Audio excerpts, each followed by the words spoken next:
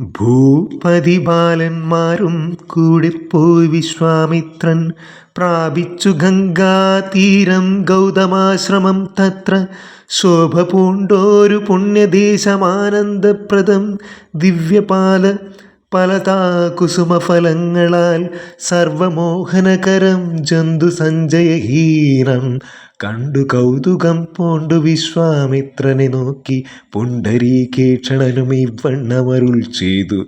ആശ്രമപദമിതമാർക്കുള്ളു മനോഹരമാശ്രയയോഗ്യം നാനാജന്തുവർജിതം താനം എത്രയും ആഹ്ലാദമുണ്ടായതു മനസ്സിമേ തത്വമെന്തെന്നതൽ ചെയ്യണം തപോനിധേ എന്നതു കേട്ടു വിശ്വാമിത്രനു മുര ചെയ്തു.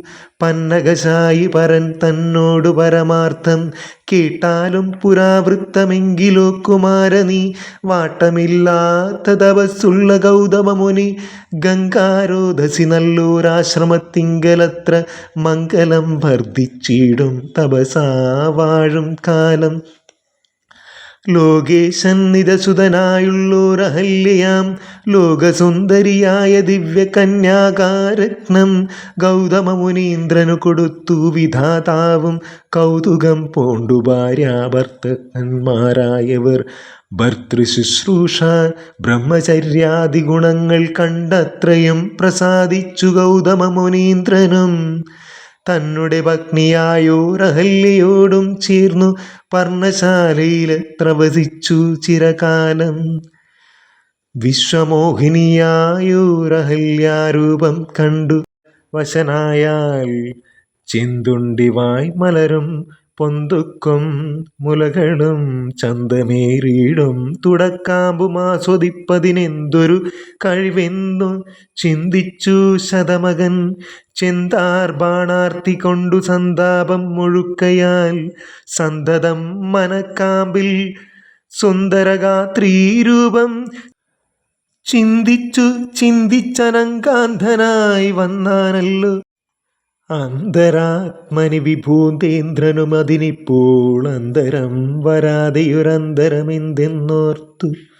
ലോകേശാത്മജസുതനന്ദനനുടെ രൂപം നാഗനായകൻ കൈക്കൊണ്ടന്ത്യയാമാദിങ്കൽ സന്ധ്യാവന്ദനത്തിനു ഗൗതമൻ പോയ നേരമന്തരാ പുക്കാനുടജാന്തരി പരവശാൽ സുത്രാമാവഹല്യെ പ്രാപിച്ചു സസംഭ്രമം സത്വരം പുറപ്പെട്ട നേരത്തു ഗൗതമനും മിത്രൻ തന്നുദയമൊട്ടടുത്തിയിലെന്നു കണ്ടു ബദ്ധസന്ദേഹം ചെന്ന് നേരത്തു കാണായി വന്നു.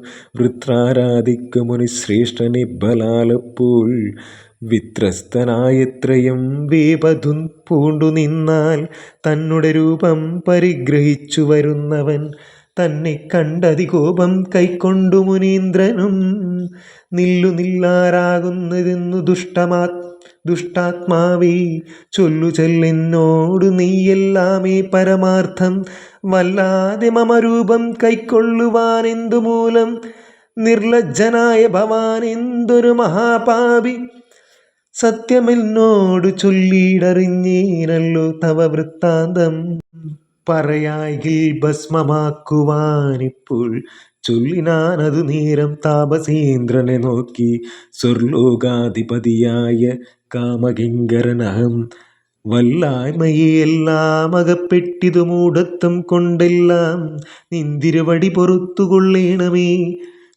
സഹസ്രഭകനായി ഭവിക്ക ഭവാനിനി സഹിച്ചിടുക ചെയ്ത ദുഷ്കർമ്മഫലമെല്ലാം.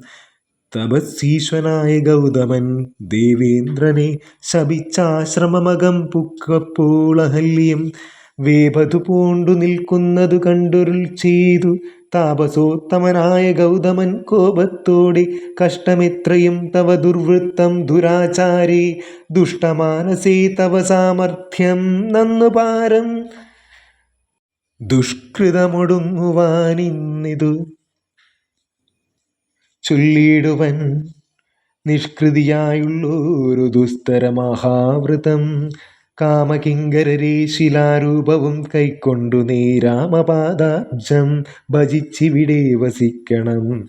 നീഹാര നീഹാരാതപവായുർവർഷാദികളും സഹിച്ചാഹാരാദികളേതും കൂടാതെ ദിവാരാത്രം നാനാജന്തുക്കളമൊന്നും ഇവിടെയുണ്ടായി വരാ കാനനദേശീ മദീയാശ്രമേ മനോഹരി.